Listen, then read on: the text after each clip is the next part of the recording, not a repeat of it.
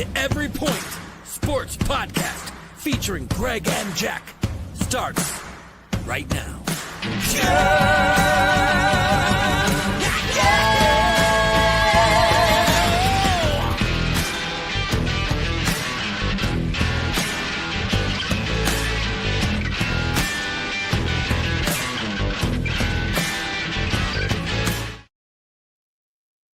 Welcome in everyone to the Every Point Sports Podcast.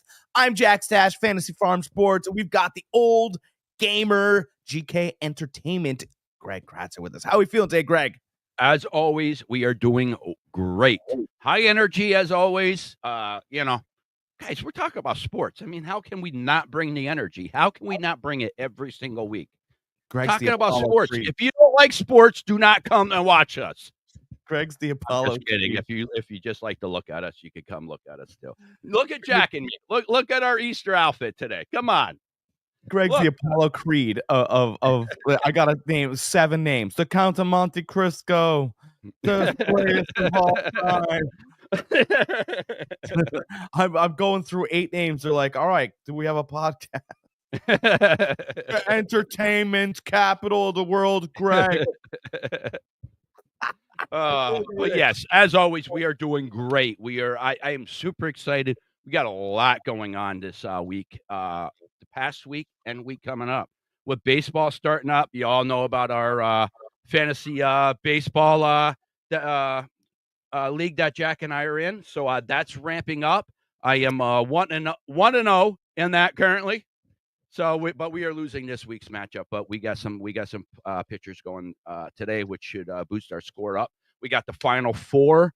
We got NBA winding down. We got NFL draft starting up in a few weeks. A lot of information coming out about that. One quick thing on that, and I don't want to dive into it, but I just want to say, if you guys haven't checked out Steve Smith and Jesse Palmer's little podcast they've been doing for about 3 years now, where he breaks down all the wide receivers, Steve Smith does. Great watch. Really is. I watched 3 of them over the weekend, and I'll tell you what, really informative. I learned a lot about the wide receivers coming out this year. I'm a little upset today. Okay. Tell us. Well, I had the final 2 teams. I had Florida versus Duke. I had it. I can't be super upset because my bracket overall is tied with Mike Greenberg from ESPN. So if you guys are looking for a cheaper hire, I'm your guy. I'm serious. I'm at if Florida's able to beat Houston, I'll go over 70% for my bracket. That's pretty good. Yeah, absolutely. That's pretty good, and that's I'll post that for you guys and all this other stuff. But Duke was right there. They had it. The whole game. They had it, and you know what? Every team, I feel like they were able to break their spirit, and Houston's just like, we're gonna play to the bell. We're gonna play to the absolute sound of the horn, and we'll see what happens here. And Duke thought when they were up by 7, it was over. What, 32 seconds? Just 7. They were up by 10, 12 points. Houston would get the score back down to where they'd be down by 3. Duke would just build that right back up, 10, 12 points. Seemed like every time I turned around, they had a 10-point lead again. Yeah, I wonder if they got bored. I mean, they looked, and every time Houston would get close, Duke would be like, all right, I'm not bored anymore. Let's get them. And I really thought Houston was going to run out of gas as much as they had to come back so many times throughout that game. I just thought Houston was going to run out of gas at the end.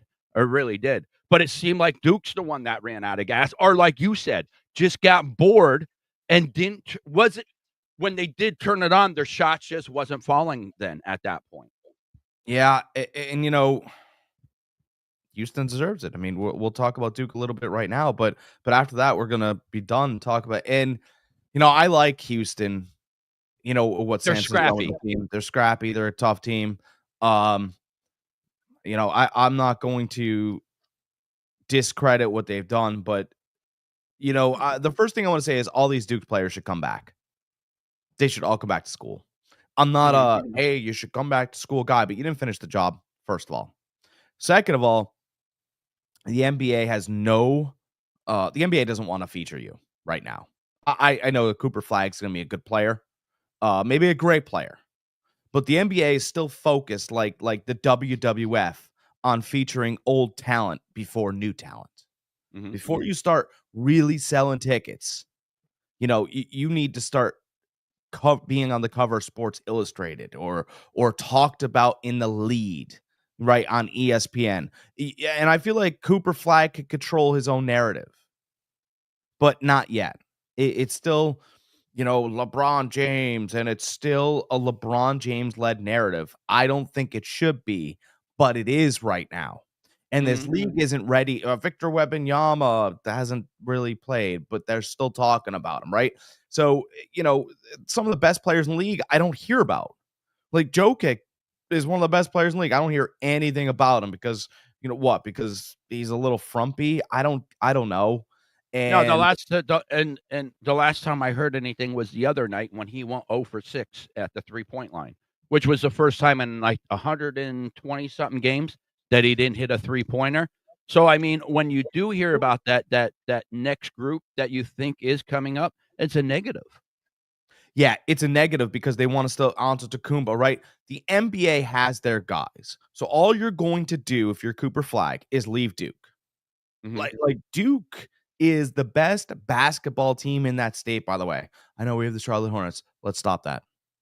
Okay? So you're going to dominate a whole state as far as the headlines go, right? You're already on the Olympic team once. You do need to put a little bit more muscle on, right? You need to be able to go in. Your freshman year, you average 17 a game, right? Next year, if and when you come back, you can average 27 a game. You average 27 a game. People are going to, their eyes are going to be absolutely open. You need to learn how to pedal teams. You did not finish Houston off. And next year, with another year of growth, I just like to see him come back. And if they won the title this year, like Carmelo Anthony did in Syracuse as a freshman, well, then you walk and you go to the NBA, right? Your star's as high as it'll ever be, and you're not going to come back and try to two-peat or whatever. Obviously, everybody's ready to wear your jersey and sell you, but you're not there yet. You're not there yet. And I'll tell you another reason why you're not there yet. I told you about these cards and these card breaks, right? Cooper Flag, for all of the hype that he has, cards not selling for a ton. They're not all the way there yet, right? He's a good player. He's not he doesn't pop yet. He's in Matt Stafford territory. There's not one play where you're like, oh man, like that was wild. I saw Dela Cruz run from shortstop the other day. All the way, he caught a ball out of bounds and like almost flipped into it. His body rolled over and he made the catch. You're like, that was a spectacular catch out. Like everything, some people just pop. And I think Cooper Flag needs to come back to school to Duke and dominate next season. That's what you do. Jordan came back after a nice sophomore year to come back for his junior year. Finish it. That's what I would do. All right. Duke went 35-4 this year.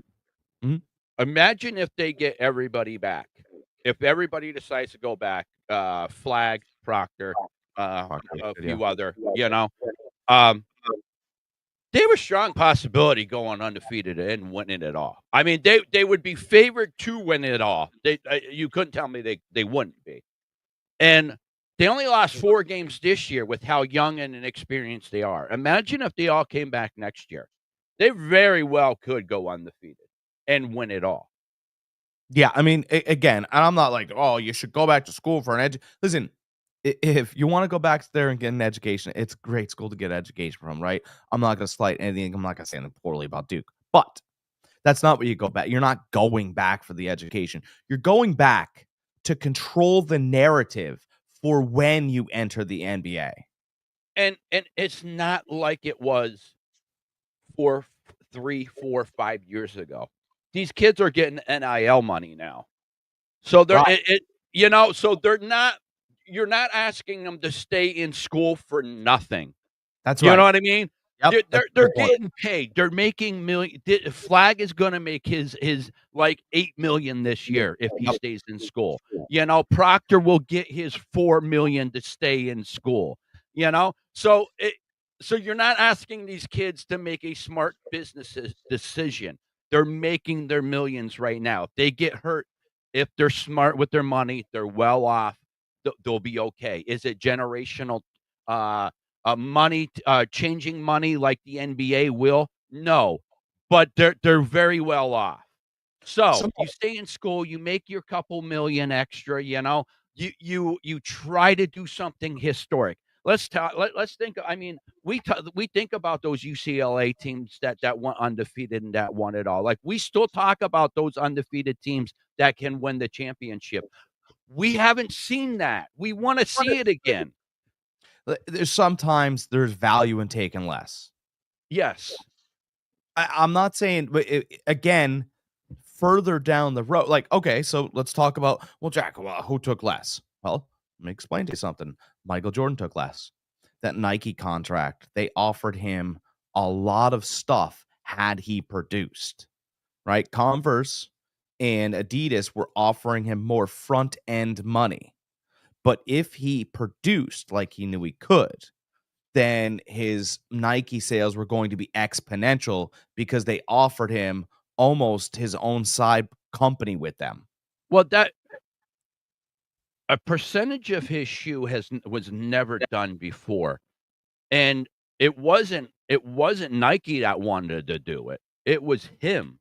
He wanted that. His parents, well, technically his mom wanted that for him because they were betting on him. His brand was betting on him, not on Nike, not on Adidas, which was bigger. Nike didn't have, was it in the basketball shoe at the time?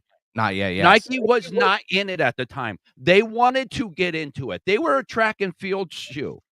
Adidas was the popular one. Converse was the popular one at the time. So Nike wanted to dive into this, and their thing was, all right, we can get a couple guys, or we can get Jordan. And Jordan knew they had Nike because Nike wanted to attach themselves to him. Yeah. They wanted to grow together. They were going to pay Jordan a lump sum like the rest of these companies. But Jordan's brand, Jordan's mom, Jordan himself was like, no, we're going to bet on me. I want a percentage of the shoe, which has never been done. Nobody ever came to the table with that. I want a percentage of my shoe sale. It's leverage. Yes. It took Nike a while to sit there and say, okay, you know what? We're going to do it. Let's do it. And they did it. And you know what they did? Guys, for those that didn't watch the movie, I forget what the Jordan movie was. Air, I think it was called. Like yeah. Please watch it. It's very insightful. Some of the stuff didn't happen. Some of it's loosely based on it, but the majority of it is true. And the very first shoe that Jordan came out that played with was the iconic red, white, and black shoe. Yeah. All right, the Bulls colors. That was illegal in the NBA. Jordan was not allowed to wear that shoe. He got fined every game he wore that shoe. You know who paid that fine? Nike. Nike was like, screw it. Let's just do it. We'll pay the fine. We're fine with this. And that's how they came up with the slogan. It's like the most iconic shoe even to this day. If you talk to any sneakerhead, then one of the number one shoes is that Jordan, that original Generation 1 red, white, and black. It's unreal. So what leverage does Cooper Flag have? Because he doesn't. He has nothing. No, he doesn't. His brand isn't strong enough yet. That's Jordan's brand, like you said, was strong enough. He had enough clout because he stayed in school. He got that extra clout. And he wasn't getting money while he was doing it. He was just a student, right? So that's why I'm saying, we talk about, Chris Webber was fine in the NBA. But when we say Chris Webber, we talk about the Fab Four. Fab Five. Yeah. But that's what we talk about. We don't talk about his NBA career. It was fine. Sacramento, Golden State. It was fine. But Chris Webber had leverage because of that team, right? And I feel like, Flag. They were a pulp culture icon at the time. They brought the baggy shorts into college basketball. They brought that swag, that cockiness into college basketball. The Fab Five had their own brand alone. They were just they were an icon. They were a pop icon at the time. So, and think about this, right? So, Carmelo Anthony knew LeBron James he was coming right out of high school. By the way, Carmelo Anthony had a winning record against LeBron James's high school teams. Better shooter. Mm-hmm. So Carmelo Anthony knew that LeBron was going to come right out of high school. So Carmelo went to college. And he went there as a freshman and won a national title as a freshman at Syracuse. I mean, that's a big deal.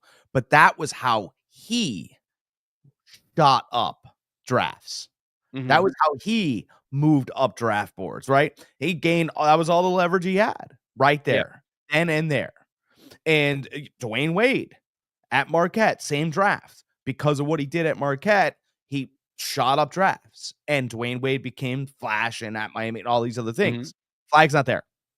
So why would you come out? It makes no sense. If you got to come out, come out. But he doesn't. And he could really stand still and stand pat. And I think that's what he should do. And everybody's like, well, what about LeBron? Probably. What about LeBron? He was he was a automatic superstar. It is because the NBA pushed him before he was even in the NBA. NBA and Nike pushed LeBron before he played any NBA game. We talked about this a little bit off air, and this is his St. Mary's LeBron is one of the greatest players ever to play the game, and I want to give him his respect. But the reasons why I don't like him is because it was when Jordan left the game, it was Kobe's turn. Kobe was the next in line to be that great one, to be the face of the NBA. But you know what? They skipped him. They went right to LeBron. Before LeBron never even played an NBA game, and he was the face of the league. That's disgusting. In my eyes, that's disgusting. You got somebody like Kobe Bryant who had every trait that Jordan had to be great. Every trait from down to being psycho on the floor, making shit up in your head just to get up to beat that guy in front of you. Like, that's how Kobe was just as psycho as Jordan. And it just upsets me that they never gave him his due diligence. Well, we were doing this not just in the NBA, and I'm not so sure it was only ESPN that had this vision. I'm sure that there's a much larger picture here, right? But remember Steven Strasburg? Do you remember him? Yeah. High school kid throwing 100 miles an hour, right? He's going to be the next Nolan Ryan. Remember? Mm-hmm. They were videoing his pitching sessions in high school. They were showing. Yeah, he played for the Nationals. That's right. Nice career. Not very long, a lot of eggs in the basket. Throwing 100 miles an hour, though. We found him in high school, right? Yeah. Bryce Harper. Bryce Harper worked out a little bit, but they gave him the gas pedal, and then they went, hey, remember what happened with Strasburg? They went, okay, let's let him hit the ball a couple times, right? And baseball has tried to do this as well. LeBron James's high school tape was insane. No, that St. Mary's tape was, I watched some of it, and they videoed it, and Jesus. Okay. I mean, and it was a nice career, but you're right. They should have allowed the kid to come in for a minute. Yes. Because at least get Rookie of the Year and then crown him King James. Don't make him King James before he even plays an NBA game. Because here's what's crazy. There's so much money invested in LeBron James, right? Like you said, like I said, that he wasn't even Rookie of the Year. Mm-hmm. They gave him Rookie of the Year. But if you look at the statistics for Rookie of the Year, he owns one category, and it's assists because he was the de facto point guard. Mm-hmm. Carmelo Anthony led all statistical categories for Rookie of the Year. And the Denver Nuggets went to the playoffs.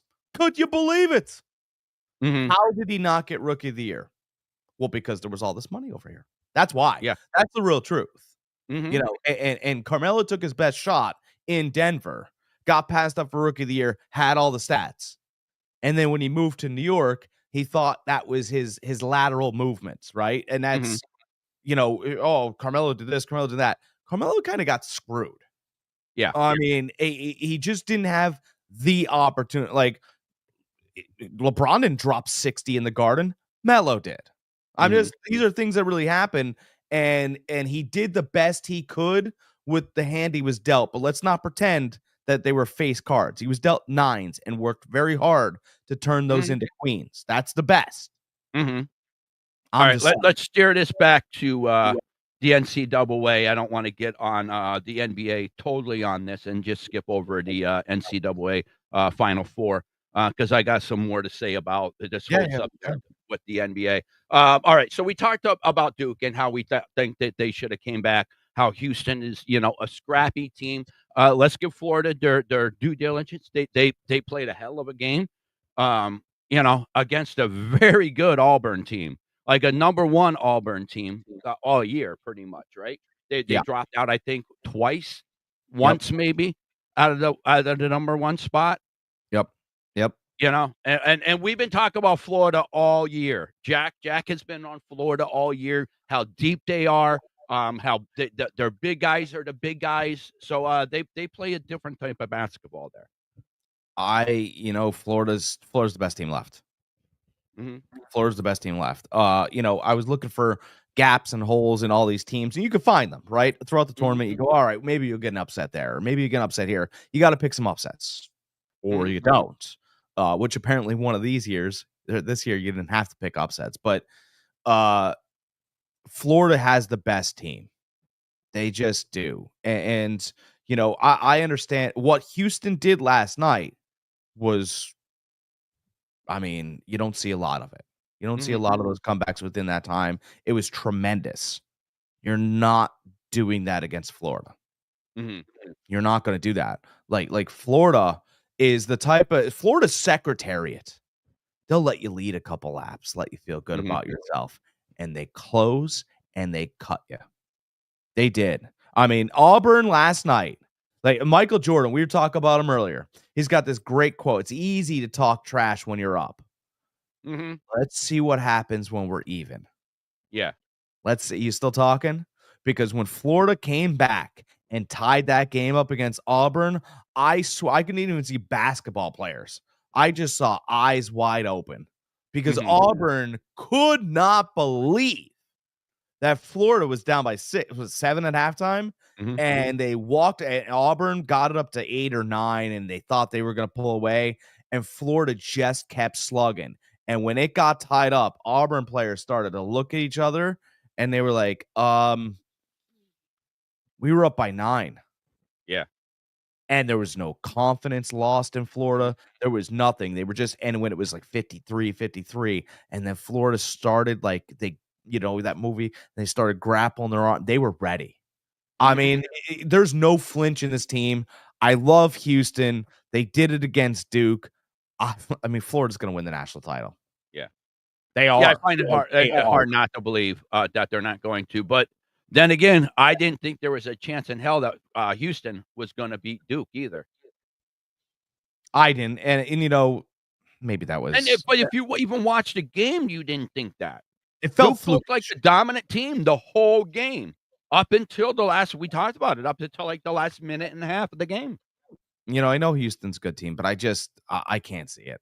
Florida had to play a team like Houston all year a couple times, and Alabama. They remind me a lot of Alabama. And that's what we talked about that last week is what the reason why I like Florida so much is because 3 out of the 4 4 out of the Elite 8, they already beat. They beat in the regular season. So they're battle tested against some of the best teams in college basketball. Yeah. And I honestly, they played Auburn and they only played Auburn once this year. They beat Auburn. And I just thought if anyone was going to get them, it was Auburn. And I thought, man, if Duke gets in there, I actually had Florida versus Duke. And if Duke gets in there, I think Florida could be in trouble because Duke has the height to contend. Houston better have their best shooting night on the planet. And by the way, you take down a number 1 seed, you're celebrating a little bit. Mm-hmm. All Florida did was beat a team in the SEC. That's all they really did. They had to get past an SEC team one more time. There's no celebrating for Florida. They didn't do anything. And by the way, there's a lot of guys out there, experts, that picked them. Oh, yeah. Absolutely. So I don't really believe Florida thinks they did anything. I think Houston's got to feel pretty good, like they stole one. Oh, absolutely. Yeah. Houston's walking away from this thinking we escaped this. We're lucky to be in this national championship right now. Yeah, and I think this is the best Houston is. And you know what? You might be watching this national. I'll predict it again because they don't care. Houston could be winning this game 5 points at halftime. Oh, what's going on with Florida? And I would say 3 minutes, because Florida in the second half, the first 4 minutes gives you the gas pedal. They do it in every game. Every single game. Yeah, Alabama I brought up, right? Alabama was losing by 4 at halftime to Florida in the SEC title game. I bring up Alabama not because you're a huge Alabama, because Alabama's a damn good team. A real good team. And the first 3 minutes against Alabama, Florida was up 13. They did it against Auburn. They did it against Tennessee. They clobbered. But I mean, their only test in this tournament was UConn. That was it. That was it. And I mean, UConn just shot the lights out of the ball. UConn played the best game they possibly could play, and they lost by 2. Well, Texas Tech led the whole game, and they thought they had them. And that their guard, I forget his name, but he shot a 3 that every coach on the planet's like, no. Shot. That was a great shot. You should take that again. He did. They came down, they scored 2 points, and he shot another 3 points, and he knew he had it. Same guy last night took the dude off the dribble and went right to the basket. The only thing I would say about Florida is that just because you hit the wood does not mean you're going to get a foul call. Get up if you don't hear a whistle and run back down the court, because there were a lot of times last night. I mean, there was a clear block. Auburn player hit the ground. They put him at the line. Florida was not getting the same calls, and the kids were getting frustrated. And look, if it feels like they want Auburn to keep the game closer, Auburn to win, maybe they do. Yeah. But the basket doesn't know that. So you got to keep taking shots. You got to keep playing defense. Don't get frustrated. They played through that, but there were times in that game you could feel that Auburn was getting calls over Florida. I mean, it was evident. There was a straight up, one Florida player blocked this guy so bad that his hand was pushed against the other guy's hand, and the ball was in the middle. The guy dropped to the ground, and they call a foul. And it's like, why is it a foul? Because the guy's not athletic enough to jump over him or dunk over him. Like, I don't understand what the call is here. But Florida's going to handle Houston. If you guys, I agree. I agree 100%. I think it's just marked down Florida as the national champions now. The state of Texas would disagree, but well, they still have the Cowboys. Texas. I mean, listen, Houston's nice story. What they did was very nice, but they're running into a better team.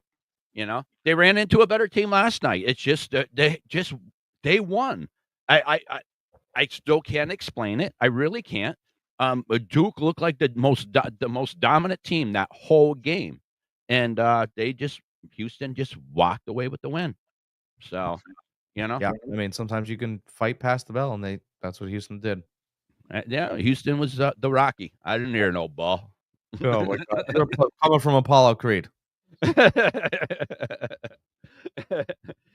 Ding, ding. Ding, ding. All right. What do you want? You want to shift to the NBA now? Yeah. I wanted to touch a little bit. I wrote this down real quick because I didn't want to interrupt your little rant that you had going on there. As far as the NBA not pushing their young stars. Don't. And one thing I want to say about the NBA with that is they were doing that last year in the playoffs. You know how many times we heard, is Edwards, the next Jordan? Yeah, they were pushing their young guys. The Knicks teams, it was a while last year, so I'm No, you're trying to right. remember Go ahead. something. This is good. But what happened this year? They stopped doing that. It's Because like they pivoted.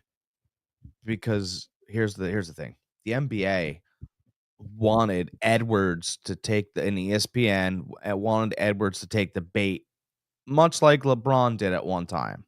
And Edwards was like, "Look I'm 6'4", I play a certain way. I can jump. I'm not like Mike. So let's Mhm. let's just kind of dial back that talk and I'm just want to do the best I can for this franchise." And it was almost like ESPN and the NBA had Edwards on the bus. Mhm. Right? And Anthony Edwards was on the bus, and they went to the next bus stop, and they went, "This is where you get off." And he go, "What do you mean? This is where I got?" They go, "Get off the bus." Because, Anthony Edwards is great, and Jokic, great. They don't talk about him really at all. They don't care about But Jokic. they were last year. They My were point was last year they were talking about these players. They were talking about Jokic. They were talking about what's his name from Denver. Um, I forget what his name is. It's if you're not escaping gonna me. help sell their European player brand. plays for Denver. Yeah, that's Jokic, yeah. Okay, all right, yeah, Jokic then. If you're And then not gonna help yeah. if you're not gonna help sell their brand the way they want it to be sold in the moment, they're out. Mhm. That's just kind of the way it is, right? Shy, here's how crazy the NBA is. Shai Gilgeous-Alexander is going to be MVP this year. Mhm.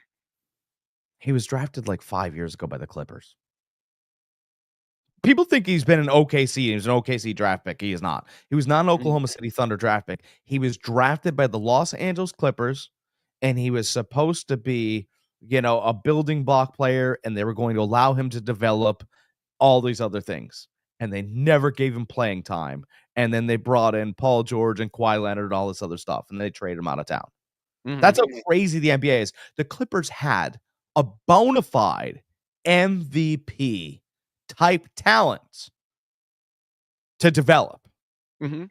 and threw it away.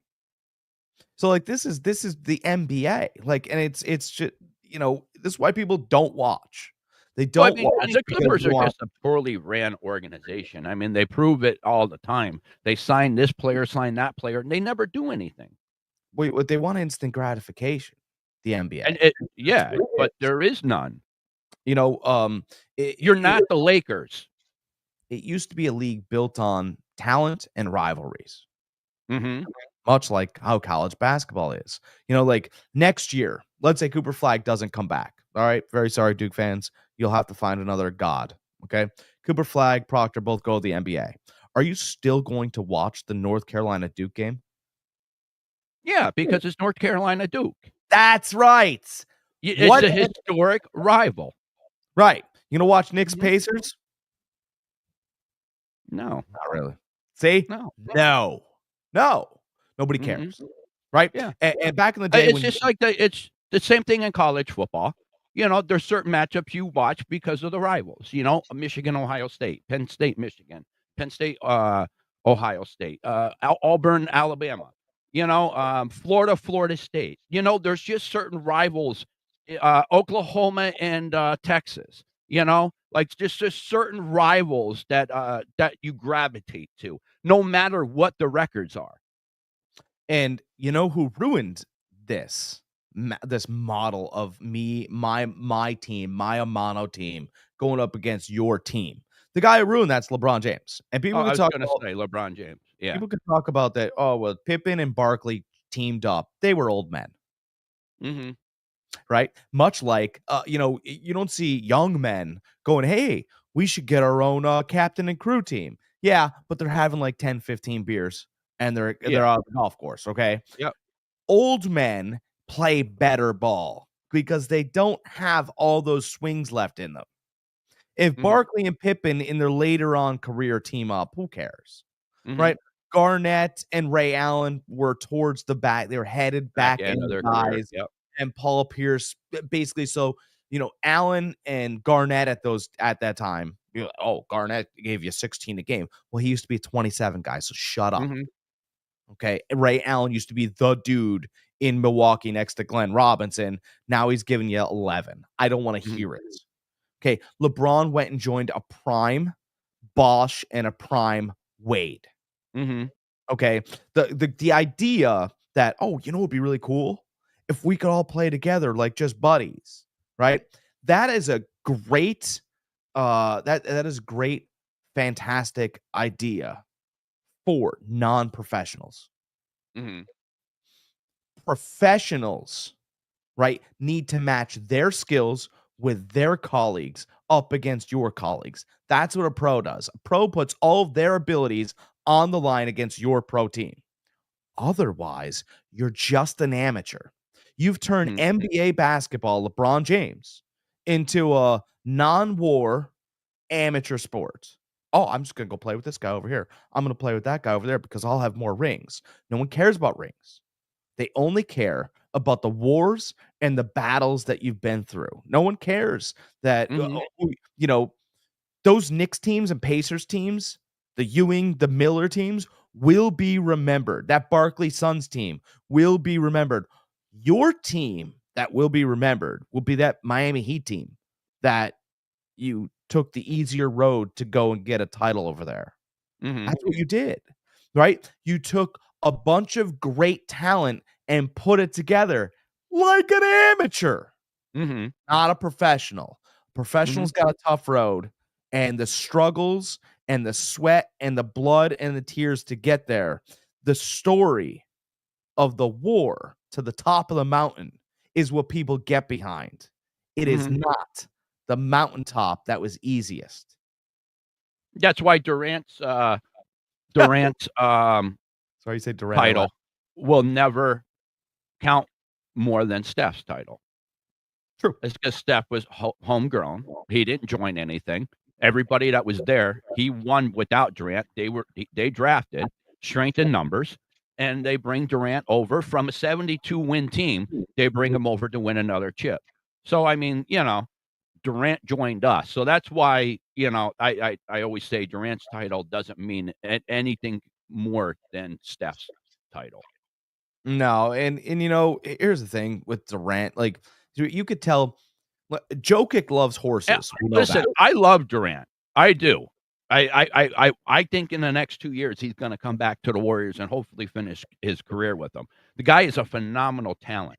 I love him, but he just doesn't. We talked about this a little bit. He just doesn't have that killer instinct. If you give him half of what Kobe had, and or half of what Jordan had, and I mean that little cycleness, that competitiveness in him, um, he goes that down as one of the all-time greats.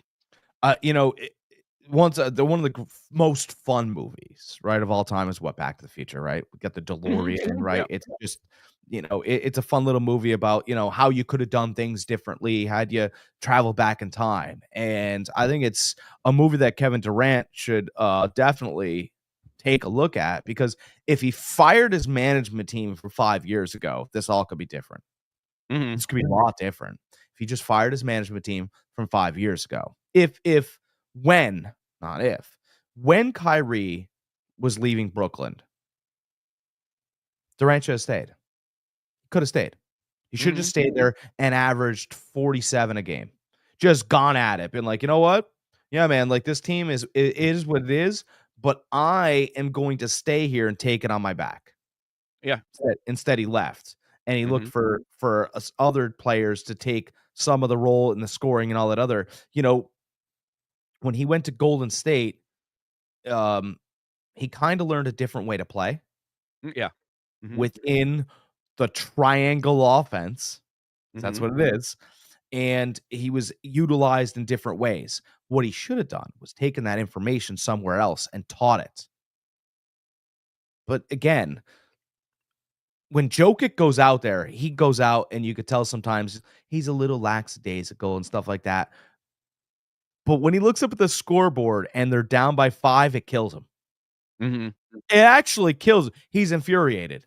He's on the bench shaking his head like, this is the worst day ever. Where Durant doesn't really care.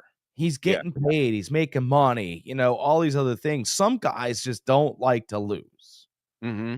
And I feel like Jokic is one of those guys. He doesn't like to be in the gym. He doesn't like to lift weights. But I mean, I'll tell you what. He's down by 5. So you don't even want to be his teammate because he's screaming in the different language at you.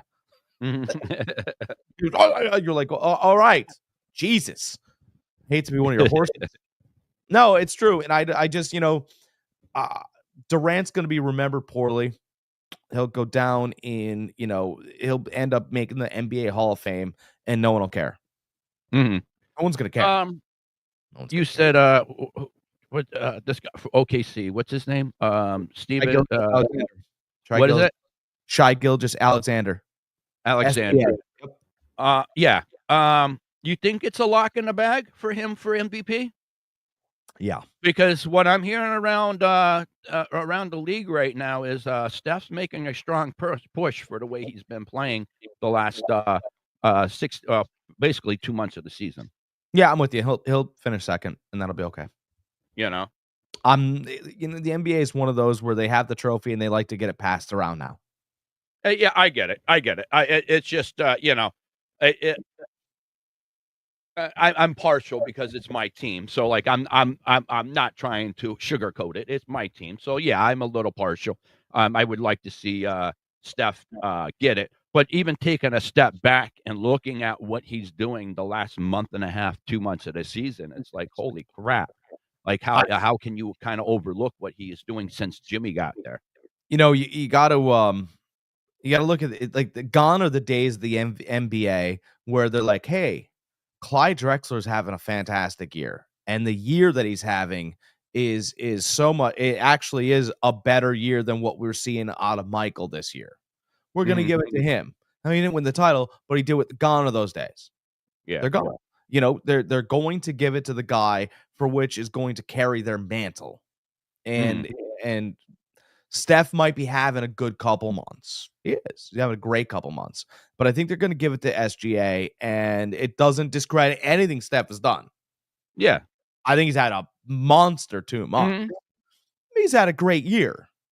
But again, the comparison bar is Curry versus Curry, and it's really tough to look like yourself from a couple years ago. No, and I get it. He's been playing good ball all year, but the last couple months he's been playing great ball. And that's the only reason why I say that is because a lot of times it's what's fresh in the voters' memory, So, and you know what they're going to do too? Here's the other thing. They're going to go, well, he's playing good before Jimmy, but I think it's because Butler's there and he's taken on some of the role. I know, but that's how they'll sell him not getting the MVP. Mm-hmm. Go, well, he did need more help than Gilgeous-Alexander. And, I think it's been his kind of year. They'll do that. It's fine. But that OKC team is stacked too, though. They're good. Yeah, they are stacked. So, I mean, you can't say that, it's just him doing it. He has a lot of players around him. Steph does now too. Now that Kuminga's healthy, Moody's back healthy. We got Jimmy Butler now. That kind of lit more of a fire under Draymond Green. He has a kind of a Bash brother now. You know what I mean? He has a guy that he can that thinks the same way that he does. Yeah. Yeah, I think Golden State's going to be dangerous. Gilgeous-Alexander could get the MVP, and Golden State beats them. That could very well happen. Because you're going to get playoff Jimmy. That's going to happen. He went there to win a title. He knows the Lakers aren't better than the Warriors, and so this is going to give him a real shot. And by the way, Jimmy did something that Durant didn't do, right? Because Durant went there when the Warriors were the Warriors. Yeah. Jimmy went there as a piece to help a team that needed one. And we needed somebody bad. Like even Draymond Green came out and said it. And Draymond Green stays quiet when it comes to that kind of stuff roster-wise. He deals with who's on the team. he even said it. He goes, "No, we need help this year. Like we need to bring somebody in. There's no if and buts about it. If we want to contend for a title, which I believe we have a core here to do, we need to bring somebody in." And Yeah, they need to bring originally it was going to be Durant. Durant turned it down. He said, "No, what the hell with you?" They bring in Jimmy Butler, which I think Jimmy Butler kind of blends more with this team this year than Durant would, anyways. Warriors have kind of a scrappy team. We have a young nucleus. Everybody thinks, Draymond Green and Steph. Yeah, they're old, but we have Kuminga, Moody. We have some young guys there. This one guy, this curly hair guy, I forget what his name is, starts with a P. Second year guy. I mean, he's playing lights out. He had 28 points the other night against the Lakers, just playing, hitting threes left and right. I mean, he pulled up from almost half court the other night and hit a three. So, the problem with Durant is there's two Draymond Greens there now. It's not just one, because Draymond has groomed Kuminga. And Kuminga's not going to lay off at Durant, and Durant just wants to have a shoot around practice, and it's not going to happen, and that's why he's not a champion, really. So, I mean, I know he's got a ring or whatever, he's got something, but having that kind of talent and doing what he did with it, to me, is a waste, because he's got more talent than Draymond Green, and he's going to go down as a lesser player to me. Yes. No, I agree. 100%. For those in the audience that's listening to us, just real quick on how good the Warriors have been since the Jimmy Butler trade. All around, they are 22-4, but with Steph and Butler on the floor at the same time, they're 19-2. Now Kuminga was hurt for most of the time that Jimmy got traded there. Since Kuminga has come back, Moody is there. So with all four of those players, not on the floor at the same time, but with all those players on the roster, nobody being hurt, they are 12-0. 12-0 with those players. So guys, I'm telling you, watch the hell out. Moody's playing a lot better than you've seen in the last couple of years. He seems like he's really starting to feel comfortable in the NBA. I know everybody was always saying he has great talent, but he just always looked he looked off. He didn't look like he thought he belonged there yet. He's finally looking like he belongs there. And Kuminga, I mean, the guy's always been a stud. It was just a matter of him being able to control himself and staying healthy. I just want to watch teams that hate each other. I miss that. I really do. I miss those. What was that? Who was it? Was it the Chris Childs? Was it the Knicks he played for at the time when he popped Kobe? Just walked up to him and just popped him right in the jaw. Yep. Like I miss those rivals. Like where you actually hated the other person across from you. And he told Charlie Ward he was going to do it.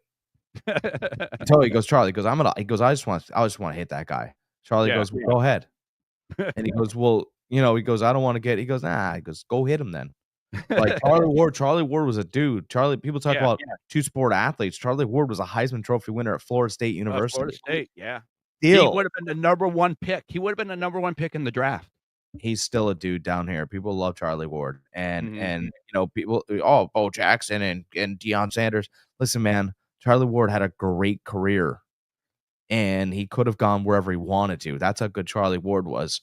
I just, the last time we had a real rivalry in the NBA, it was in this era, and he would have eventually won the rivalry had he been able to stay healthy. But it was the Derrick Rose, Joakim Noah Bulls. Okay. Yeah. Against LeBron James's Miami Heat. Mm-hmm. Right. And the Heat, I mean, obviously they prevailed. But Derrick Rose wanted to be the guy. That he was one of the youngest MVPs of the league, all this other stuff. And he was good enough. He had the athleticism. And he had a tremendous start of his career. Tremendous. Joakim Noah had no respect for LeBron James. Even on his days that he was leaving, James would say something into him. Joakim Noah will smack you, man. Mhm. He's French. I think he's a French Samoan. Those are his two. That's what he is. Yeah. Mom's French, and I think his dad's Samoan, and like, he doesn't care. And Joakim Noah would absolutely throw LeBron. He had no respect for what he was. Mhm. Good. Let's see that. I'm not saying that you should treat somebody like that, but let's treat them like you'll be disappointed if you lose. Yeah. Let's not sit here and play patty cake after we lose. Joakim Noah. It was Joakim Noah. It was Taj Gibson, Derrick Rose, Jimmy Butler. Never liked LeBron. I mean, that team was great. That team was fun. That was the first team where Thibodeau just started losing hair per game, losing hair, because he would scream so badly. But that Bulls team would take them to 6 and 7 games in the playoffs. That was fun. And by the way, that Bulls team never won anything. I remember them. What do you want to be? A guy that gets a trophy because you joined somebody, or would you rather be remembered for the hard fought effort that you gave in a losing effort? At least you lost honestly. You didn't go, "Hey, would you pick me up? That'd be cool." I mean, our agents are friends, so I'll take less money. No. They got me. Get out of here. It's the worst thing ever. It breeds. It smells weak. Mhm. I just I don't like it. And no one really likes it. And all they have to do is fix the collective bargaining agreement. But Adam Silver can't even make his hair stay on his head. His hair has gone away from him. His Yeah, well, hair's I'm not a fan of him. I like the David Stern days. I think he did a really good job, really bringing the league back into the forefront of the of sports. I think Silver is dropping the ball with it. They're starting to get passed off. NHL is doing some great things over there. And by the way, congratulations to Ovechkin. He tied Gretzky's goal record. I know we don't really touch on NHL here, but I just want to touch on it real quick. Yeah, he tied Gretzky's all-time goal record, and he did it in one less game than Gretzky. Yeah, and Gretzky was great about it too. Yeah. They asked him why he went to the game, and he said, "Well, it's kind of a thing. Gordie Howe promised me that he would be there to watch tie his record, and he's like, so, he was one game away, or he's one goal away, One and goal. Yep. I promised, Gordie that I would be the same. I would honor the next guy for which tied my record as you did me." He goes, "So I'm not, Alexei's had a great career." He goes, "But I'm here because this started with Gordie Howe, and I'm supposed to be the next candle holder for Alexei Ovechkin." And I thought it was fantastic. It really was. Yeah, absolutely. Yeah, yeah. I mean, Gretzky. I mean, not only was he a great on the ice, but he's a great off the field too. I mean, you couldn't ask for a better representative for the NHL. The guy has always been a class act. Yeah, and he's come back, and he wants to be a part of it, which is great. Baseball. You want to talk some baseball, Greg? Before we Yeah, go? yeah. I just finished up with basketball. Again, guys, 5 games left. So we got playoffs starting within a week and a half. So exciting times. I'm looking forward to the playoffs, especially after last year. Last year's playoffs kind of brought me back into basketball. I've always been watching it when the Warriors are good. But last year the Warriors weren't even in it, and I found myself enamored in a lot of the games. So I'm really hoping we see a lot of these younger stars step up like we did last year, and these guys, the NBA, finally pushing them again. If I see one fight during the game, I will watch the playoffs. I'm serious. I want to see something. I saw what is it? Detroit Pistons and some team got into a scuffle the other day or whatever, and a punch was thrown. Good. Let's see. That's another thing too. I mean, the Pistons. Look at what they're doing. Let's see. They're winning 10 times the amount of games they did last year because they care. It's just, do you care about it? Mm-hmm. If you care about it, I think right now they're the 5th seed, if I seen correctly. Yeah, if you care about it, you'll fight for throw a punch. I don't. Yeah. Oh, you're suspended for 2 games. I don't care. That guy's sitting out 5 weeks with a hangnail. Uh-huh. I'll take my suspension. And the only other thing I wanted to touch about the NBA is because I had a certain feeling about it, and I wanted to get your feeling. Dwight Howard made the Hall of Fame. Deserving or not deserving? Not to me. I don't agree. 8-time All-NBA player, 2-time Defensive Player of the Year, I think I seen. NBA champion. Resume looks good. But he did it with Kobe. Like, Yeah. Kobe I hated don't know. Kobe didn't like him at all. Kobe Said hated he him. was soft. Said he was soft. Yeah, Kobe hated him. Yeah, said he had a nice career in the Nice NBA. career. Nice But career in the not Hall of Fame. and a nice career in the NBA. It was really nice that he didn't play against his position. I don't know if you remember. It was when all power forwards were transitioning to centers, and that guy had huge shoulders. He was an actual center, right? Yeah. So, okay, so he played against a bunch of power forwards. Oh, but it's only the people that you could play against. Okay, but he wasn't dominant either. Yeah. Let's not do that. He wasn't dominant either.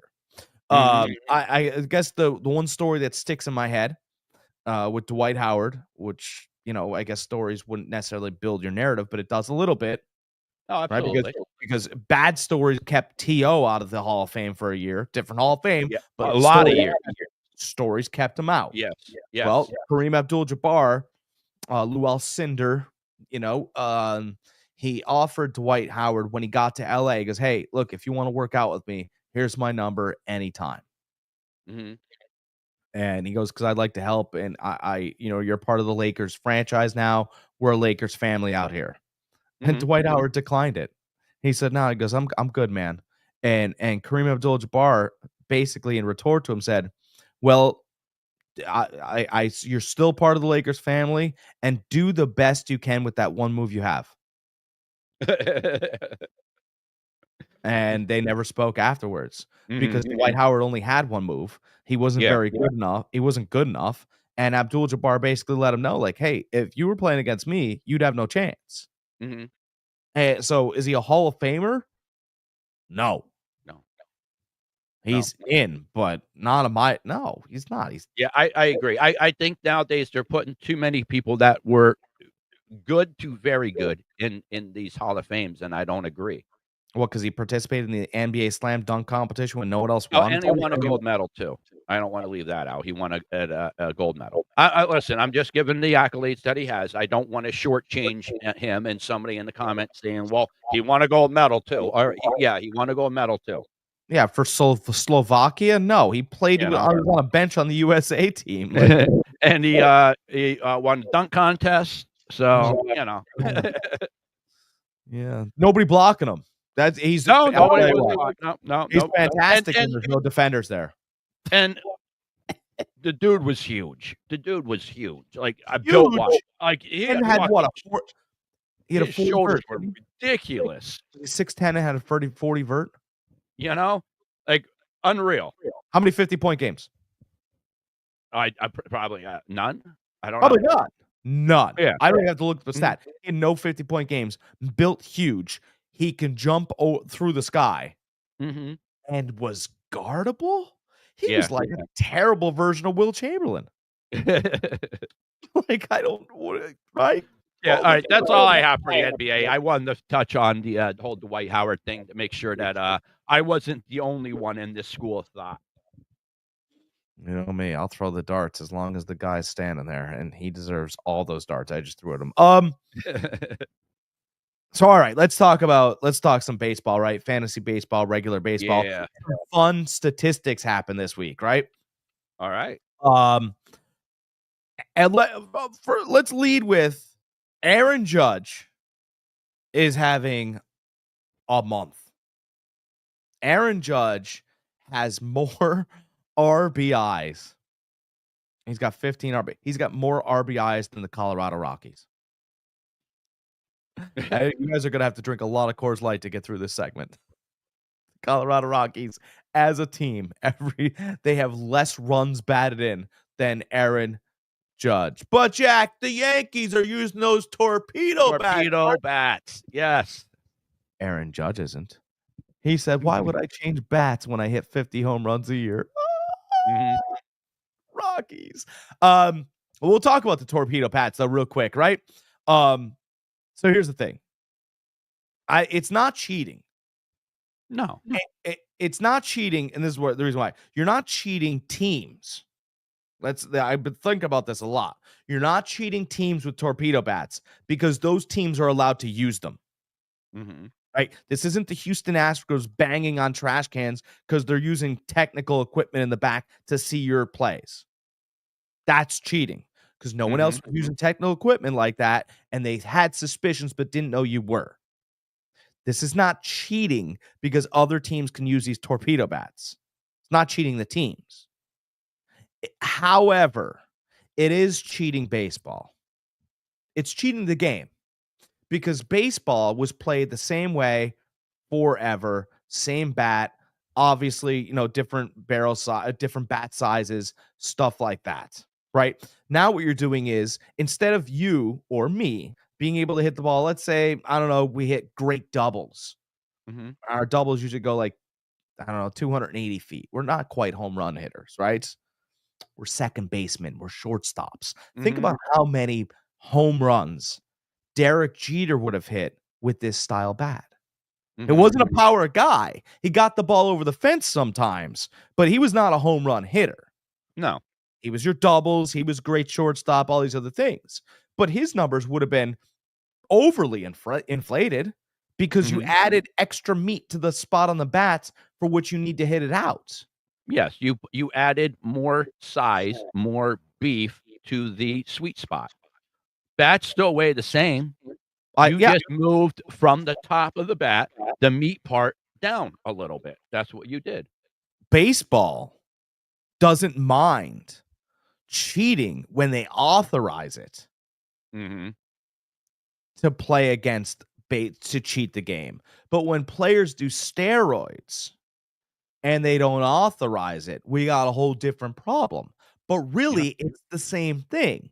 I'm bigger, and if I hit a double and I'm stronger, I could probably hit an extra 30 to 60 feet. Well, that's going to be a home run now, isn't it? Oh, but what if everybody can do them? Okay. Make it an even playing field. Make it an even playing field. And that's really what they've done with these torpedo bats. And I always said one of the greatest things for me to watch, if they ever would do it, would be an all steroid Olympics. I mean, yeah. Even playing field, I mean, come on. Technically, the athletes would be, the more steroids you do, the better you would be, right? You'd be a finely tuned actual machine. At this point, right? I mean, we've seen, what can be done if you're a machine, Lance Armstrong. Is that right? Because those mountains in the Alps don't stand a chance against those legs. Boy, I'll tell you what. Not only was he doing steroids, he's like blood doping. I would like some fresh blood too. So you're not cheating the players. The players have the opportunity to use them. It's the really talented hitters that don't need them. First of all, that's you're cheating the history of baseball. You're watering down the talent. Now doesn't have to be as good. And we've in their defense, we have done this in other sports. We've done this in the NFL, right? You don't have to run the perfect route. You might get a call. And get them some yards, right? We've done this in basketball because there's no hand checking and you really can't foul anymore and the scores are higher. We've done this in every baseball is the last beacon holder. What's the difference between them doing that and them changing the height of the pitcher's mound? Right. Same thing. It is. And what was the other thing they've done? Oh, last year. Bet you didn't know this. Actually, you did because you're a smart guy. Maybe our viewers didn't know this. They made the bags a little bit bigger. If you made every bag just a quarter inch bigger, and by the way, you can't block a bag now to tag somebody out. You have to tag from the side. And what's that going to mean, Jack? Well, more steals, more action plays, right? A home run action play involves 3 people, 4 people max if the outfielder has a opportunity to catch it. Yeah. But if you have a steal, that's a pitcher, that's a catcher, that's a batter, that's the shortstop covering the bag, and that's the stealer. That's 5 guys involved in that play. That's a fun little action play. So they're promoting more action. I like it. I get it. Yeah, I mean, what a couple of the most exciting plays in baseball is those double, triple plays. You know, like, oh, did you see that? Oh, look at that throw. You know, Yeah. I don't like the torpedo bats. I don't think you need them. I don't like them. But I think that in 3 years they'll be gone. But I don't even think 3 years. I think they're gonna be gone after this year. I really do. You know, so they're gonna go like this. We're collecting data. They'll do that, right? Every sport collects data after the first year. Then the second year they're gonna keep them, right? There'll be an investigation. We're revising the data, right? Here, it's gonna feel the whole time. It's gonna feel like 2 hands on your ass, like a tush push. That's how it's gonna feel, right? We're gonna be just right there collecting the data, and it'll be banned, just like the tush push. And the reason why the tush push it's been tabled, but it will be banned. Yeah, it's tabled right now. Is because I can't put my hands on the linebacker's ass to throw into your guy. That's actually been made illegal a couple of years ago, right? You can't take a guy on special teams and push him into another guy, right? Because it creates what is it?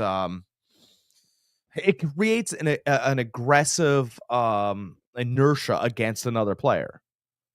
But they didn't make it illegal on offense because they want points, because they want more first downs. That's why it's an unfair play. An unfair play is an unfair advantage, right? The only unfair advantage in this case in baseball is the pitcher's got to deal with more. I mean, I'm telling you what, man, I'd be wearing pine tar and this mustache. This thing wax to the gills, baby. And every inning, I'd be like this, trying to get some more wax in it. They check my hands. I go, I'm full of wax. I don't know. I gotta get the guys. Dude, have you seen? They're using torpedo bats now. I'm gonna be the Batman. I'm gonna beat the torpedoes. Remember the pile, right? I gotta go to the mustache to beat the torpedoes. But I'll have to be like my dad. Remember Raleigh? Man, I'll tell you what, he used to have that caked in there, baby. Yeah, he did. But that's what you got to do. That's a fun stat. Another fun stats, not so much for me. Cincinnati Reds, since 1904, have not lost 3 games, 1-0 in a row. 1-0. Yeah. 1-0.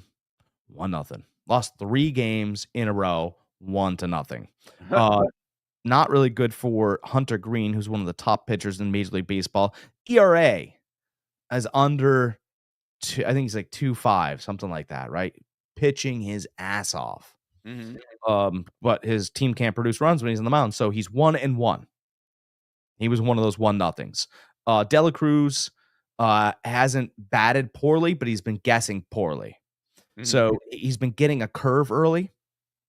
And he's been kind of settling into his pitch, right? He's like, okay, I'm going to swing at the next one because he's guessing fastball.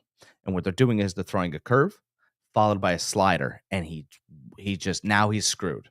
Now the count's 0-2 and he's guessed wrong. Lot of problems if you're guessing wrong in that faction. But here's what's interesting. Cincinnati yesterday, they won their game against Milwaukee 11-7. And I bring up this point because 3 consecutive games they scored 1. And now they have this outburst for 11, right? And Terry Francona was asked if he was going to make lineup changes. And he said, well, the team collectively is hitting poor. Moving a guy up from 3rd down to 5th or from 5th up to 2nd isn't going to help him see the ball better. No one's hitting well. No one's really helping anyone. And I thought that was really interesting because, it only happens for so long. Like the bad hitting, the can't see the pitches, it only happens for so long. You do return to a median. You do start scoring some runs. I made that joke. It's not a joke. It's a statistic, but about the Colorado Rockies not having more RBIs than one player in the Yankees, Aaron Judge. It's a factual stat. You can look it up. But I'm making the point because the Rockies are going to start scoring some runs. Their players will start seeing the ball better. It'll warm up in Colorado. The air ends up helping them out. The Rockies will start scoring some runs and start getting some RBIs as the weather warms up in Colorado. Just not yet. So my point is that don't give up for fantasy players. Don't give up on Rockies players. They're a nice young team, and I know it looks bad now, but those Reds dropped 11 runs the other day. So if you add up all the runs over those days, they're averaging 4 runs a game. They're right back. Don't give up on certain guys and certain players.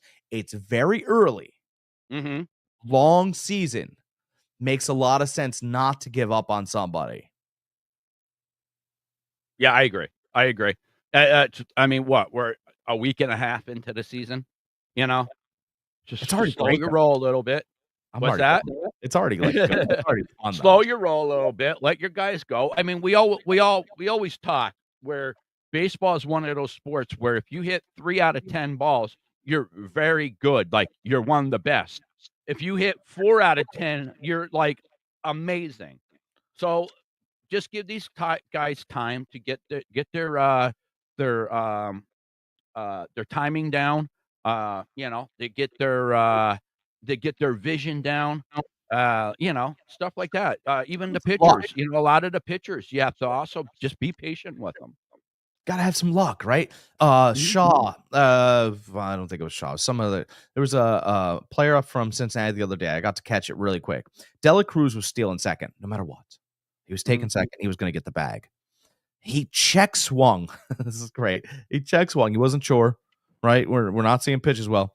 He check swung, but because the first baseman was playing almost in the gap to the left of the base, a little bit further, right? Trying to keep his eye on where and say something to the pitcher. The ball landed just over his head and like just before the foul mark. It was a check swing. Yeah. All of a sudden, not only is it a hit, Dela Cruz is headed to third, and he's got a lot of. He went from first, and I was like, "What is guy?" Turned around, I was like, "Dela Cruz scored. How the hell did he score?" Well, it's because by the time everybody figured out that it was a hit and that it didn't come over the line, everybody's like, "That wasn't a hit." Oh my god, it was. It didn't even look like was. He just went like that, and he's like, "Oh darn! Oh wait, it's in play." The Reds got a run, and it was something like that broke the ice. Yeah. And everybody went, "Guys, it's just baseball. Just that guy didn't even mean to hit that ball. It just hit the ball, huh?" And it broke them open. So yeah, that's it's a young season, and I just wanted to highlight a couple players that are really Aaron Judge, man, and he's great. He's great for baseball. He has catches with kids in the outfield. There's plenty of trouble in New York, and he gets into none of it.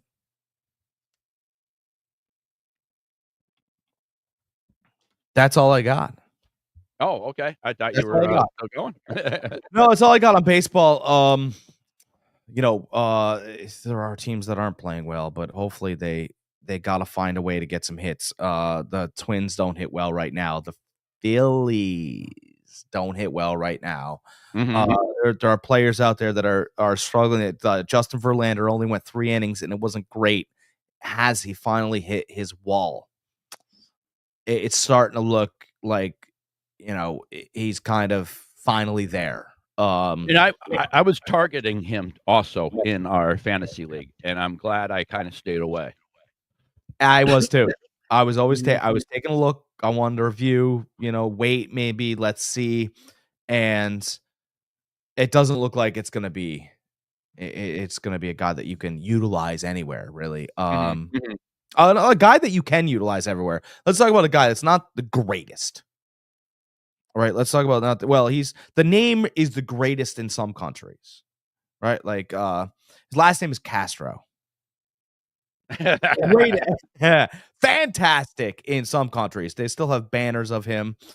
He's 1-0. He's oppressed a lot, but this guy's name is Willie Castro of the Minnesota Twins.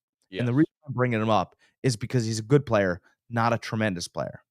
But the reason why you would want to have him on your team is because he plays every day. Okay, he plays, ready?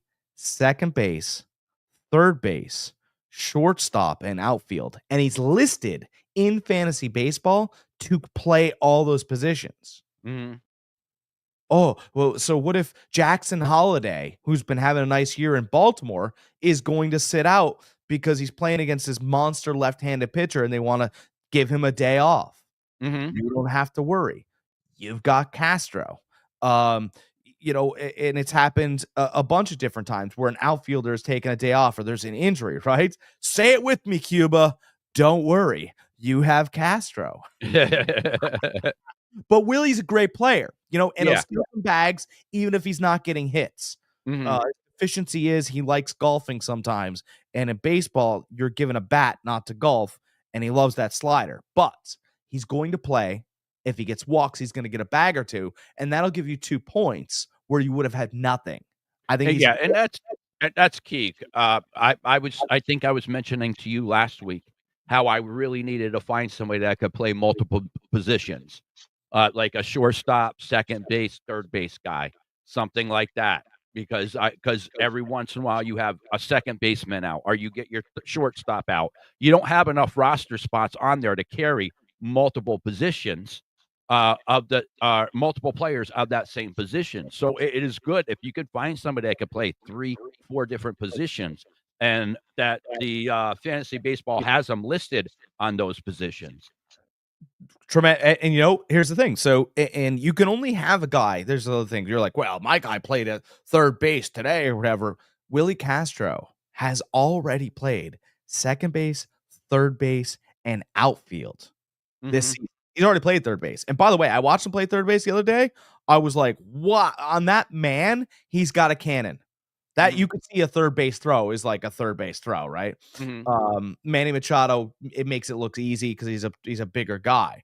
But Castro from third, I went, Jesus, man, no wonder you could play this position. And I watched another guy throw from third, and I went, you might be a second baseman. I'm not sure. St. Louis Cardinal. I got the MLB ticket. I like watching a lot of Mhm. baseball, but I do think it's kind of interesting that Alec Baum not playing today for the Phillies. Mhm. And it's not just in, but he's not playing. Does it matter? Not if you have Willie Castro. That's my advice Now, to you. question for you. Yeah. Say you have Willie Castro. Okay. Um, you your second baseman is out. You throw him in. Mhm. Because he has a thing for second base. Right. But Yeah. he doesn't play second base. They play him in the outfield. Doesn't He matter. still counts though. Yeah. Because he has And that that's key, designation. guys. That's key. That really is. Like you said, instead of getting 0 points, you're getting 2 points. Even if you get 1 point out of it, who cares? And a lot of times what they'll do with Castro is they'll start him at second, right? Mhm. And because they want this outfielder isn't hitting well, but they want this other guy to come in that plays second base. This is what the Twins will do sometimes, and a lot of teams do this, but the Twins I watch, right? What they'll do Mhm. is they'll move Castro to outfield because they left field. If you're looking at the batter, right? They'll move him to left, and they'll bring in this other guy who can take bags and put him at second. He's not as much of a liability on defense, and we still can move Castro wherever we need to move him. And they keep him because Correa gets injured a lot at shortstop. He gets banged up and bruised, and he misses 10 days, and they'll move Castro everywhere. And he plays well everywhere. Mhm. Not the greatest hitter, but I'll tell you, he started off the year pretty good. So, I mean, he's just a great utility guy. Okay. All right. He fits in everywhere. And, if you're trying to steal 5 points in a week with just guys that you miss, right? This guy's not going to play today. That guy's not going to play today. Willie Castro, just put him in the spot. He's valuable. Yeah. Yep. That's my And advice. not just Willie Castro, but his point is anybody like that. Yes. I mean, that was my greatest example. Yeah. I mean, the guy's playing well, but if you can find anybody like that has 3, 4 positions listed, it's probably a good idea to pick him up instead of that one outfielder that you have on your bench that you play maybe once a week. Yeah. I picked up a guy, for all you Red Sox fans. I picked up, I'll go over this real quick. He got a contract too. I picked up Christian Campbell. Okay. And you're like, all right, yeah. He's having a good year so far. Great player, and the Red Sox signed him a contract, which is another big deal. You get a contract, you're going to stick around. Plays second base, shortstop, and outfield.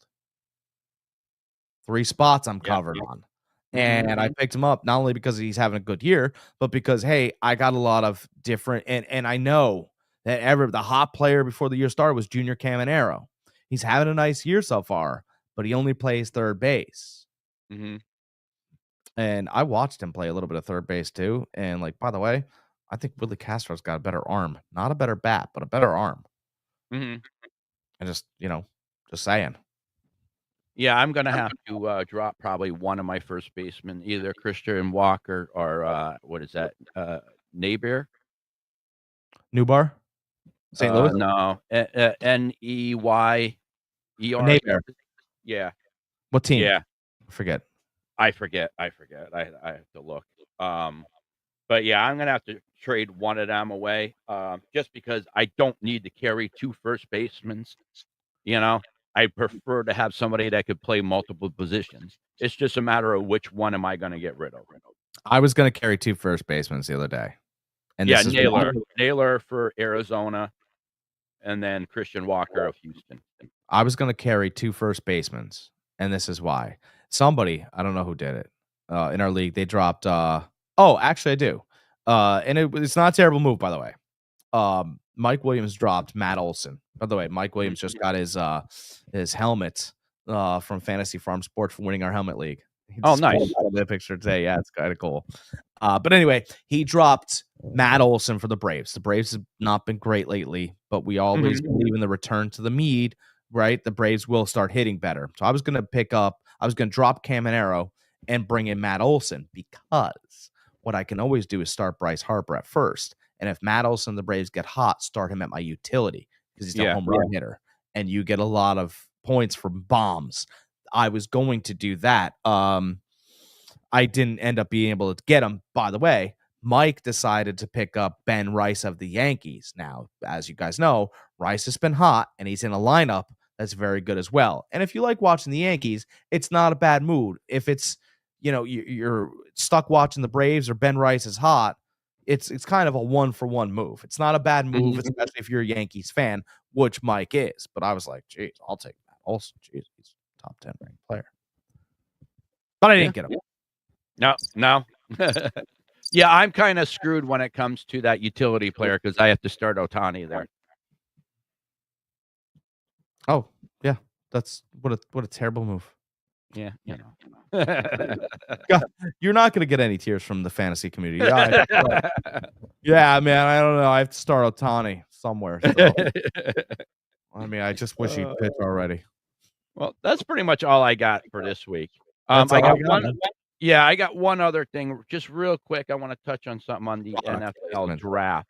I was telling you guys how I was watching the Steve Smith doing the whole wide receiver breakdown and stuff. One guy I want you guys to keep an eye on and watch some tape on. His name's Jaden Higgins out of Iowa State. 6'4", 215 pounds, ran a 4.47. A lot of people are saying that he is creeping up into the first round. More and more people see him. So throw some tape on, guys. Let me know what you think of him. I think after watching him, some of the tape, the guy looks phenomenal. That big, he's not extremely fast. I mean, 4.47 is fast, especially at 6'4". But he plays with a very low center of gravity. He's able to mix up his. This is something I never really thought about. But Steve Smith brought it up as far as when wide receivers are running their route and coming coming into their breaks and stuff, is changing up your tempo, changing up your speed, going slow 1 second and then turning it on and going slow again. That's something I never really thought about. And he was breaking down the tape, and he goes, yeah, this receiver does this and this receiver doesn't do that. And that's a big thing, I guess. And it's something I never knew. So I definitely learned something new watching his stuff, which is pretty cool. I guess my only thought on that, or my only thought on the draft so far is that everyone's talking about Shedeur Sanders like they were talking about Peyton Manning. I just want to say that. Mm-hmm. Oh, if he didn't have the last name Sanders, would we even be talking about a skill level? He just doesn't have the arm strength. Okay. Thanks.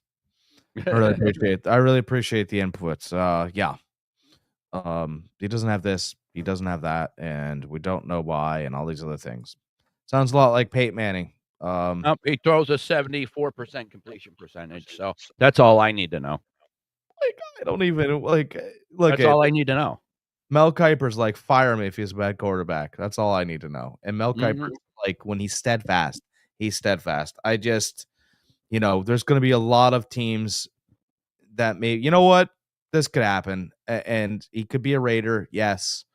No. Gentry's going to be a Raider. Everything that's coming out of Raiders camp is they're drafting the running back. I don't know if I love that. They love the kid. Yeah, Love him. I would love to see. I would love to see Aaron Rodgers go to Pittsburgh and him be there for 1 year, get them to wherever they got to go to. Maybe he has a Brett Favre one game before the Super. Maybe he does have a year, or maybe he's got that 1 year left in him. But they also draft Shedeur Sanders, and I think I got a funny feeling that him and Mike Tomlin would get along pretty well. Okay. Because the one thing about Shedeur Sanders, and the one thing people talk about, is that kid is not on time. He's early to meetings. He's early information. So yeah, I don't see how Shedeur Sanders falls that far. They definitely have to trade up to get him. And on the whole Aaron Rodgers going there thing is he was throwing passes to DK Metcalf. Yeah. So yeah, and Tomlin's great at a press conference. Tomlin's literally, he sat there. Tomlin's a master when it comes to the media, and he doesn't care. No. He says whatever he wants. He said, "I'm here to talk about the Pittsburgh Steelers." And they're like, "Okay, well, we heard that Aaron Rodgers was in the Steelers facility the other day. Is that true?" He's like, "Yeah, he met with us for like 6 hours." And they go, "Well, what did you think about the meeting?" He's like, "Well, I can't really say anything because I only comment on Pittsburgh Steelers. And since he doesn't have a contract with the Pittsburgh Steelers, I'm not at liberty to talk about other players that are free agents. It's just not my practice." Mm-hmm. "Oh, what do you think about his vacation?" He goes, I hope he has a lovely vacation." Like, you're not going to be able to do, like, Robert Saleh wasn't a press conference guy, and that's why he's a defensive coordinator. He can't have the answers. He doesn't answer correctly. Yeah. I mean, you can learn that. That's something you can learn. Experience. You could take classes, speech classes, stuff like that. But no, Tomlin definitely has a special way with the media. Yeah. Mm-hmm. Yeah, and I feel like he's the last of the hard-nosed coaches. You know what I mean? Like that old school coach that I can't really say that. Peyton's still in the league. But besides those two, like they're the last of the old school coaches. Yeah. McVay's pretty good. But he's still that new age coach. Yeah, but I don't think he's not a cupcake though. He learned from Gruden. Yeah, no, I get it. It's just he doesn't come across the same way as those guys. Yeah, he's not a jerk. Sometimes you gotta be a jerk. Yeah, I mean, Parcells was a jerk. He was maybe a little bit further than that. He was an asshole. I'll go that far. But he was a great coach, and a lot of players loved him. His best friend hates him. Yes. Yeah. Think about your best friend. Well, it was a nice card. Put that over in the pile. That reminds me of I was up at the I was at work the other day, a little while ago, and I work with my best friend. Well, I don't work with him. He works in a different building than me, but I visited his building, and he was busting me about something. I forget what it was. There was people around. I'm like, Dude, I don't even know why I'm fucking best friends with you. You're just such an asshole. You know, like, but you're my best friend and I love you, but you're just an asshole. You know? That's Chef Nick that comes on here, by the way. So. Oh, well, that's why. Yeah, no. Yeah, we call him Backward on here, not Nick Ward. All right, that's what we got for today, guys, right? Anything else?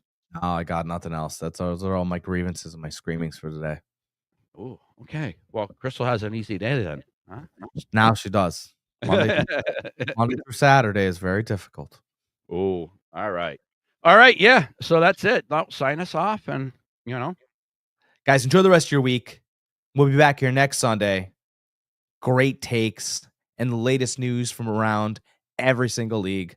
I'm Jack Stache from Fantasy Farm Sports, and we'll be back here on the Every Point Sports Podcast with our old gamer, GK Entertainment, Greg Kratzer, next week. As always, guys, be excellent.